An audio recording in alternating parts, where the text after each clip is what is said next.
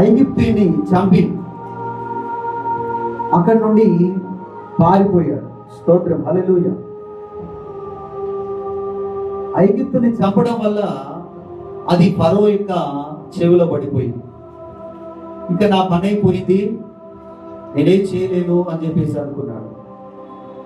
కానీ మోషే తన యొక్క బలము చేత, తన యొక్క శక్తి చేత వారికి న్యాయం చేయదలుచుకున్నాడు, కానీ న్యాయం చేయలేకపోయాడు. హల్లెలూయా. అందుకోసమే మా మీద నీకు తీర్పరుగాను అధిపతిగా నియమించిన వాడు ఎవడు?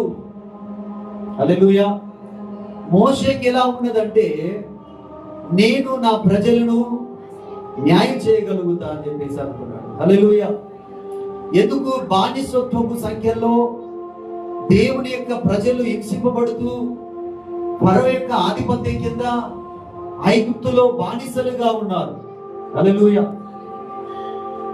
तो इजिप्ट उस देश में सारे अलग अलग तरीका का काम करते रहा. एक गुना नहीं, दो गुना नहीं, वो 4 गुना उसका ऊपर बोझ डाल रहा था और उसके ऊपर उनके लिए शिक्षा डाल रहा था. तो लोगों को छुड़ाने के लिए ये व्यक्ति, तो मूसा ने कहा एक व्यक्ति की वो मार डाला, उसी इजिप्ट का व्यक्ति को, लेकिन उसका शरीर का ताकत से नहीं छुड़ा सकता बोल के उनको समझ आ गया. क्योंकि लिए उसका राजा का उनके कान में ये आवाज उसके अंदर आ गया. तो एक वक्त व्यक्ति को मार डाल दिया, तो जरूर ये व्यक्ति तो अपने के लिए ये शत्रु बन जाएगा बोल के दूर हो गया. హల్లెలూయా. అయితే తన బాహు బలముతో, తన యొక్క తన శక్తితోని విడిపించాలని అనుకున్నాడు, కానీ విడిపించలేకపోయాడు. స్తోత్రం, హల్లెలూయా.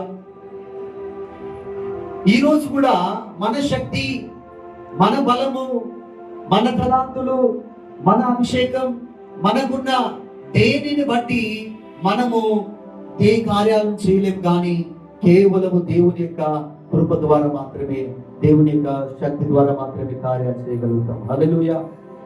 అనుకునే సౌండ్ పెంచలేదు, మధ్య మధ్య డిస్టర్బెన్స్ అవుతాను. హల్లెలూయా. జోర్ సే బోలో హల్లెలూయా. గట్టిగా చప్పట్లు కొడదాం అందరం, తాళి బజో జోర్ సే హల్లెలూయా. రాబా షాబా